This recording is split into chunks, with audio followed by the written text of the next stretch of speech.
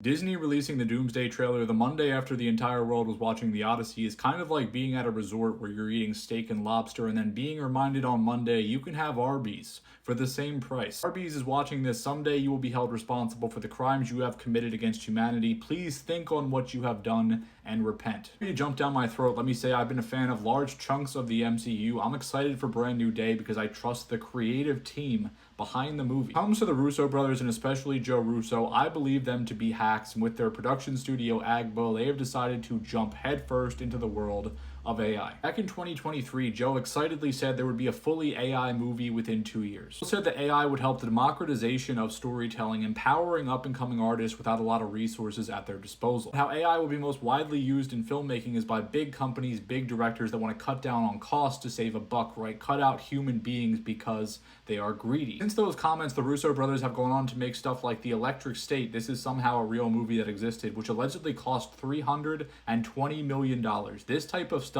is the death of filmmaking. Also made The Gray Man, which feels like a computer spliced together a bunch of ideas to wear the skin of a spy thriller. I'm a big fan of Ryan Gosling. This is one of the only movies where I cannot tell you a character name. I cannot tell you how it made me feel. I cannot tell you a thing about this nondescript movie, which had a $200 million budget. You go to Agbo's website, you look at their innovation, and you see we're developing tools and techniques to help us tell stories in jaw-dropping new ways, including the deployment of AI technologies that help our artists be more precise, more streamlined, and more creative. We get the Doomsday trailer that Agbo is co-producing with Marvel Studios, and we get shots like this that are ugly as fucking sin, with people standing around in bad costumes with absolutely no energy or life in the frame. Fight scenes that look like dull, gray, ugly CGI sludge. A reminder to watch the movie in their made-up format Infinity Vision because they were salty that all the IMAX screens were going to Dune. I ask you, when you compare a shot like this to any shot from Dune, which of these do you think people will be better off watching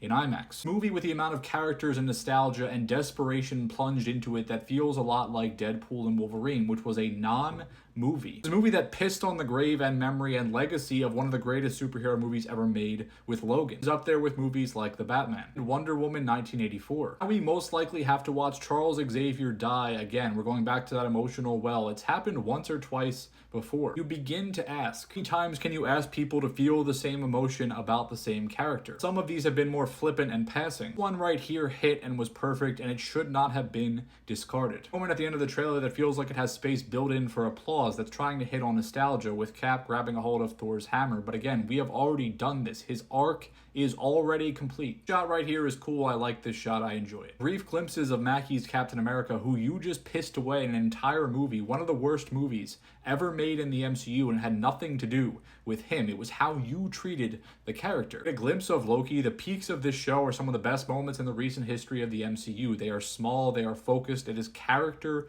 driven. That's what that show is at its best. It is not glup shitto moments. I'm not exactly sure what the hell am I supposed to feel when I see Channing Tatum's Gambit fighting Shang-Chi, a character you have left sit around for so long. Tatum's Gambit was a fun desperation play in Deadpool and Wolverine because people always wanted to see this. It was cool, but like, what am I supposed to be feeling with this fight? What am I supposed to be feeling seeing Thor fight Doom? This dynamic right here was earned. All of this was built up over literal decades of storytelling. We have one of Marvel's greatest villains coming into this universe when we have seen him interact with the first family 0 times. There are not even emotional stakes established in this dynamic, but we're supposed to feel emotion watching him fight a bunch of other random assorted characters. Coming from a guy who mused about people being able to come home and, make themselves a little rom-com with their own avatar and Marilyn Monroe to pop that on after a long day. To top it all off, one of the last marketing pieces we got was this piece of concept art, which many people said felt AI generated. But it wasn't AI generated. That was the final piece of concept art from Andy Park and his team. He was the director of visual development at Marvel Studios, made a long video about this